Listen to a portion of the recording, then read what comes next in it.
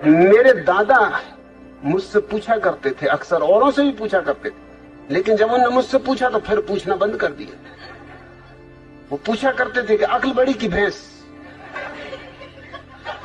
अब उनको कौन उत्तर दे। मुझसे एक दिन पूछ बैठे, मैंने कहा भैंस। उन्होंने कहा क्यों?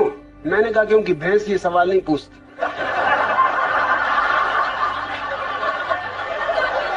ये खुजली तुम्हारी अक्ल में ही चलती।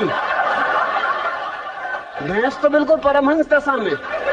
मैं कई भैंसों के पास जाके कई घंटों खड़ा रहा, कोई भैंस नहीं पूछती कि अक्ल बड़ी की भैंस। अरे भैंस को पता ही है कि हम बड़े, क्या पूछना।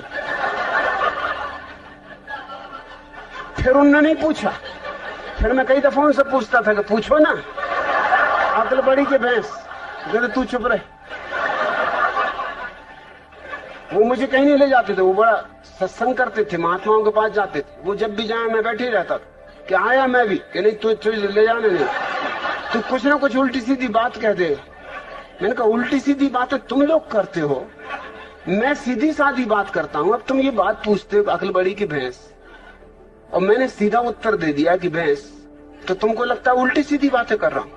अरे आने तो, मैं भी तुम्हारे महात्माओं को जरा दिखाऊंगा। एक दफा मुझे ले गए, सिर्फ एक दफा ले गए।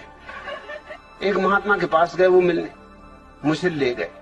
महात्मा की उम्र रही हो कोई 30 साल, मेरी उम्र रही होगी मुझसे से कोई 15 साल, और मेरे दादा की उम्र रही कम से कम 60 साल। महात्मा ने उनसे कहा आओ बच्चा बैठो।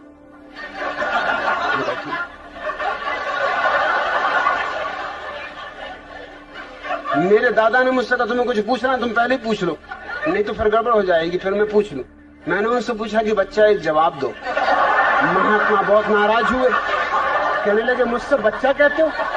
मैंने कहा तुम मेरे दादा को बच्चा कह रहे हो हरामजादे, 60 साल की उम्र के बूढ़े को बच्चा कह रहे हो। 30 साल के तुम हो, 15 साल का मैं हूं, तो कोई गणित में गलती कर रहा हूं? तुम बच्चा नहीं महाबच्चा हो। मेरे दादा ने मुझे फौरन बाहर निकाला, तू जा भैया, तू घर जाओ, कभी मेरे साथ मत आना।